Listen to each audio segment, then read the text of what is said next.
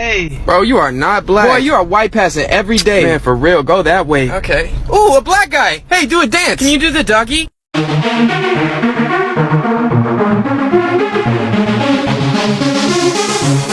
Oh, so fabulous. Hi guys, welcome back to the channel once again. It's your girl Dumebi. If this is your first time coming across my channel, you're welcome. I do hope you decide to subscribe. And if you are a returning subscriber, you guys know that I love you. It's so good to have you here. Welcome back. My usual disclaimer, this video is strictly for educational purposes. Please do not go searching out the people that I talk about in this video. Don't send them any form of hate, comment, threats, or violence. This channel does not support any of that. So we're going to be talking about this beautiful biracial lady who had a question for the black community, for black people. Let me roll her clip right now. Why is it that certain biracial people are considered black while others are not? To give you a really good example, Mariah Carey.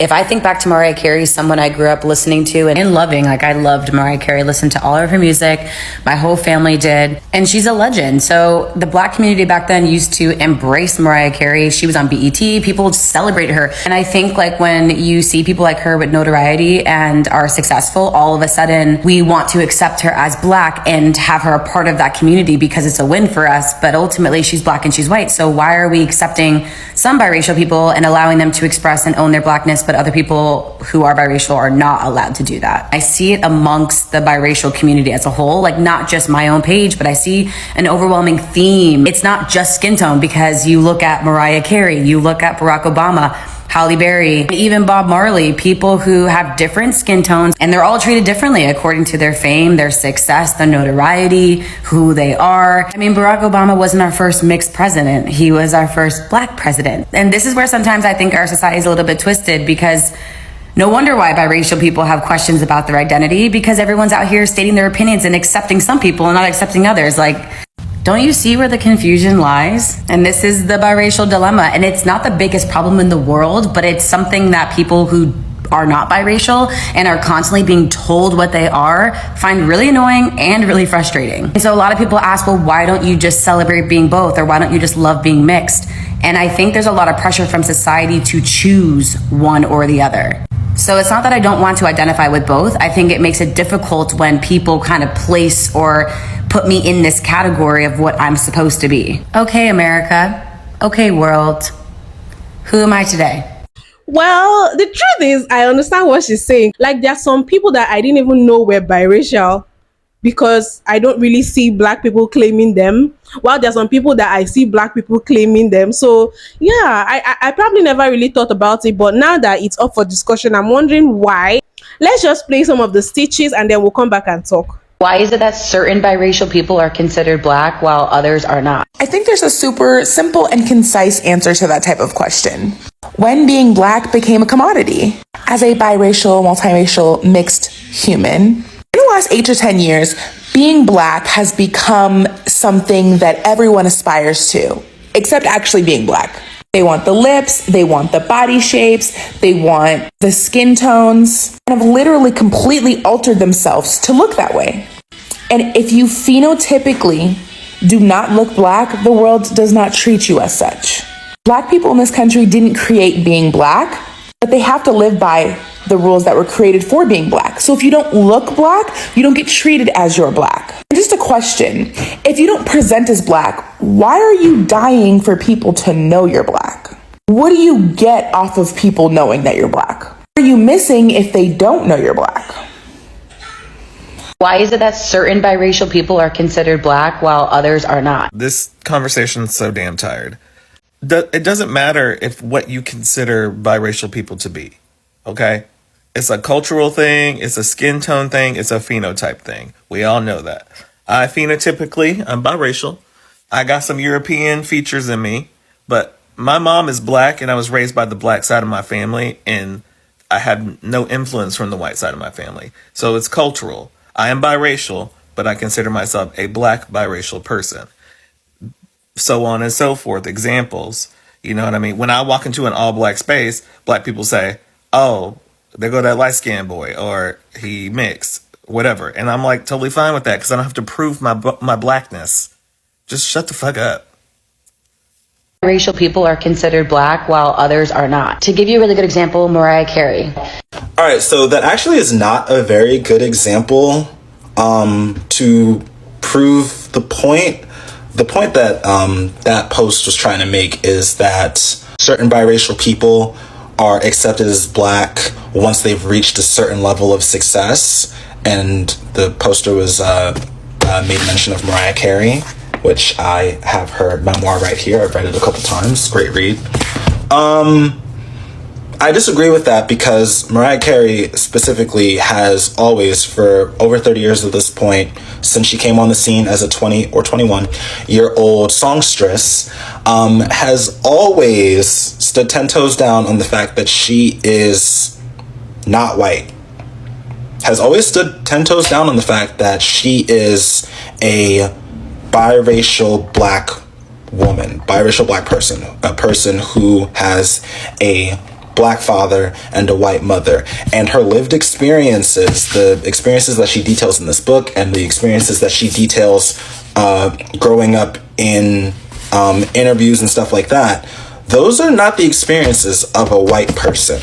Okay, a white person isn't like doesn't invite a friend over from school and have that friend run away crying in horror because she saw that her father was black. Like, that doesn't happen to white people. That happens to a biracial black person. So Mariah Carey is accepted as part of the black community because she has a black father, has never hidden or faltered from being vocal about her love for, you know, her black lineage, ancestry, parentage, or whatever. And it is the community that she is choosing to be a part of. She's making the intentional choice to be a part of that community. And the thing that I think we miss when we talk about people, biracial people who look like Mariah Carey or who look like Meghan Markle, is when we talk about passing, which is not an identity, it is a verb, it is an action that you do, it's something that you choose to do, it is an intentional decision that you make to forego being a part of the black community and completely ignore your black lineage and parentage, is that there were plenty of biracial people who had light skin, blonde hair, light eyes, who could have, if they wanted to, passed and lived their life as white people, but decided not to, decided to be a part of the black community and remain a part of the black community. So Why is it that certain biracial people are considered black while others are not? I said this in the comments, but I want to reiterate it and address a couple other comments I saw. Some biracial people are white and some biracial people are black. Actually, some biracial people are neither black or white, but race is what you look like, and biracial is not its own racial category. Biracial simply means that your parents are two different races. Two races came together and made you. And the implication that some biracial people are accepted as black because of their level of success is like both anti-black and colorist, but that's another post for another day. But I will give you some examples of biracial people. This is a white biracial person. This is also a white biracial person. This is a black biracial person and her sellout sister. Now, this may be confusing. These two are biracial. She's not. All of them are racially black, though. And I know it looks like their names should be Jaden and Caden, but these are not biracial people. Why is it that certain biracial people are considered black while others are not? So the thing is, biracial people have multiple options. Option number one is to align yourself and be in close proximity to your whiteness. Another option is to align yourself and be in close proximity to your blackness. And the third option is to align yourself with both of your racial backgrounds, right? Now, what normally happens, well, I can't say normally, but what normally happens in a situation where you see monoracial black people not claiming a biracial person is because that person has chosen to distance themselves from their blackness, align themselves with their whiteness, with the side that will be able to grant them more privileges, right? Will have more doors open, more access granted for them during their lifetime. So, yeah, no, we're not going to claim you. If that's what you're choosing to do, that's cool. But also to keep that same energy, right? Because it's cool to be black now, right? Everybody wants to take part in black culture. Everybody wants to take part in black cultural nuances, right? So don't try to other yourself, but then when it's convenient for you and when it's cool, when it's the hip thing to do, you want to align yourself in with your blackness and let everybody know, but oh no, I'm a quarter black, or I'm 50% black, and here's a picture of my parents so I can say the N-word. That's when we have an issue. That's where the problems come in, because it's like, if you're not with us shooting in the gym, then why you want to take parts in the few cool things there are about being black? Not to say that there's not a lot of great things about being black, but you know, if you're not gonna be out there with us in the field, then no, like, stay over there, stay white, right, and leave us the alone. It's very simple math. Ultimately, she's black and she's white, so why are we accepting some biracial people and allowing them to express and She's not black and white. You see, we all understand and agree that race is a social construct. Whiteness was constructed as an exclusionary state. In America, at least, white people chose to sublimate their various ethnicities for the sake of one homogenous white identity, mostly defined by who isn't white. And it's been diametrically opposed to blackness.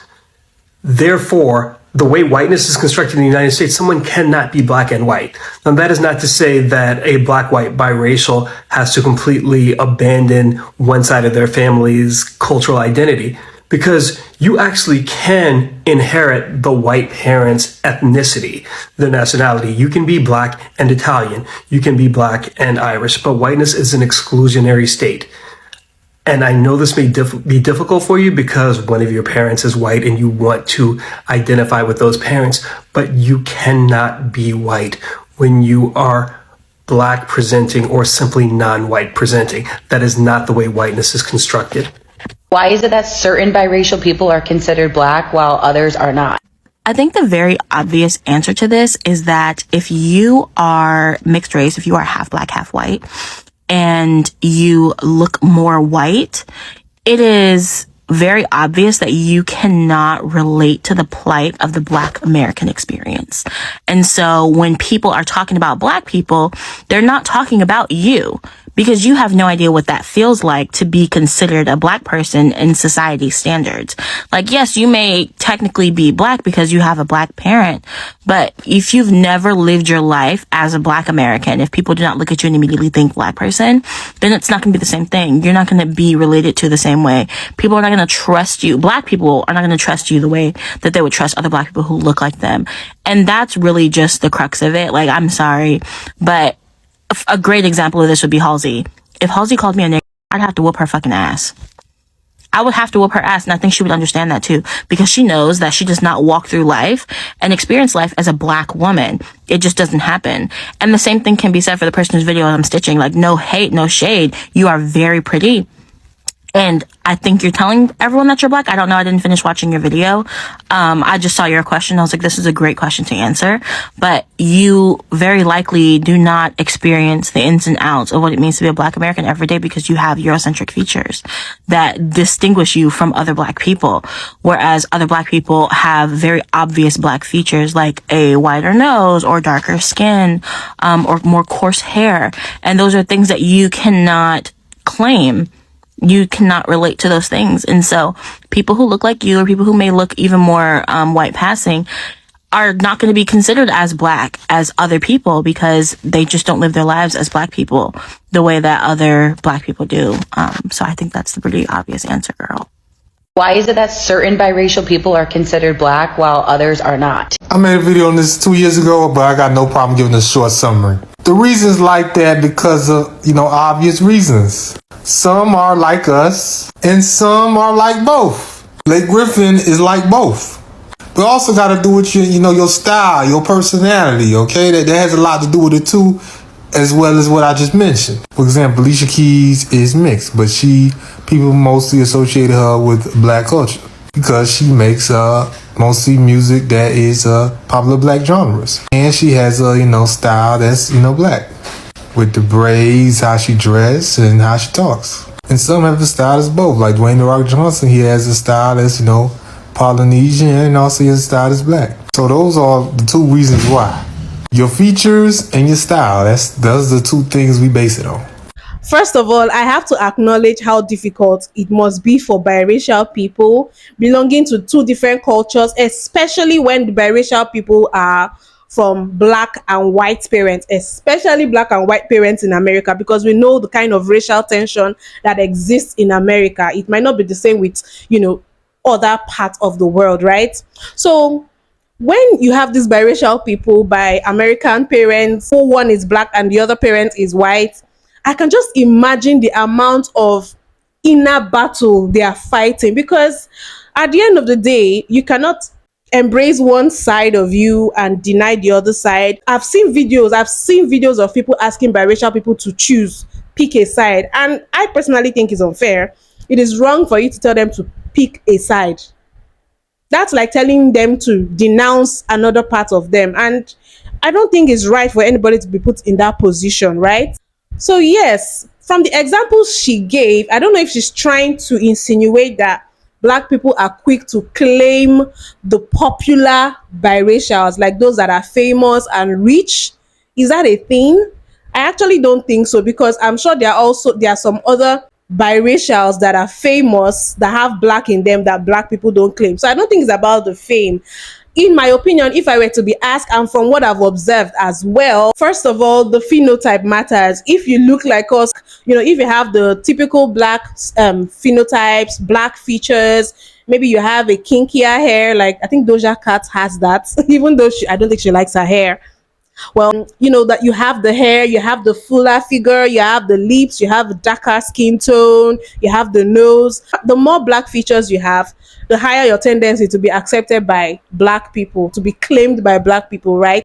But like in the case of like a Mariah Carey, sincerely, I didn't even know Mariah Carey was biracial. I didn't know. I always thought she was white. It was after some time that I knew that she was black. So in the case of Mariah Carey, it wasn't about the phenotypes, right? It was about her claiming her black side. It was about her, putting herself in black spaces, expressing her blackness, being proud of it. Do you understand? When you claim us, we claim you. So that makes a whole lot of sense to me. When you make yourself a part of the black culture, a part of the black experience, of course you're going to be accepted by black people, even if you might not necessarily navigate the world and experience the same thing a 100% black person would experience, right? So at the end of the day, I think we claim who claims us. It depends on how immersed you are in the culture, right? I think that's just a general thing. It's common sense.